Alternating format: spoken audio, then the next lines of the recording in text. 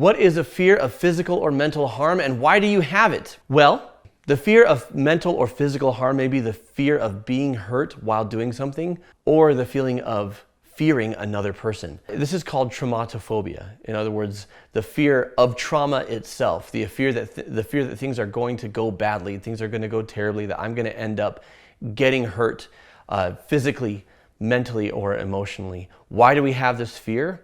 Well, honestly, because we're biological organisms. A little bit of fear is healthy. You ever see that movie Inside Out with a little girl who's got all the different emotions living in her brain and which one takes the controls at one time or another? Fear helps us to be cautious. Fear helps us to stop and assess a situation that might be dangerous. A little bit of fear is part of all of us. It's part of why we've survived as long as we have as people, but also in the animal kingdom. If we had no fear at any point in time, we would wipe ourselves off the face of the planet. The issue is when fear becomes traumatophobia, when you're so afraid that you fail to live, when you're so afraid that you fail to try new things, try new relationships, you assume that failure is a certainty.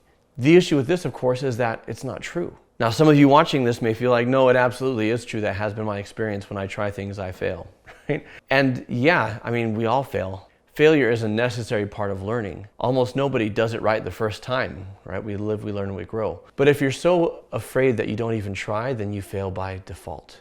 I knew somebody in therapy who was so afraid of getting hurt and was so afraid of getting injured or having his heart broken that he failed to live his life. He wanted to go to the gym and he wanted to get in shape, but at the same time, he was afraid that if he went to the gym and got in shape, that he would have a hernia lifting heavy weights.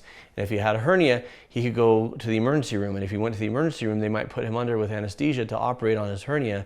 And what if the anesthesia was mixed wrong and he died and didn't wake up? So he sat at home a lot. Or he really wanted sexual companionship and romantic companionship, but he was afraid of getting rejected. He was afraid of having his heart broken. And so he stayed at home a lot. The great irony, of course, is he was afraid of death and he was afraid of rejection, but he assured that he would be alone by staying home. And he assured that he wouldn't really live.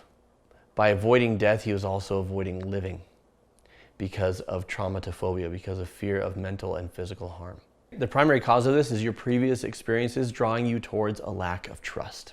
It's also your previous experiences leading to difficulties in your relationships, leading to stress. Most people aren't born traumatophobic. Most people are traumatophobic because they've encountered trauma. It makes sense. It's not the exact same thing, but it's closely related to post-traumatic stress disorder, right? I've been through something terrible or terrifying, and now I'm afraid to make a move because I get triggered and this intense fear response comes up, right? There's some overlap there between the two.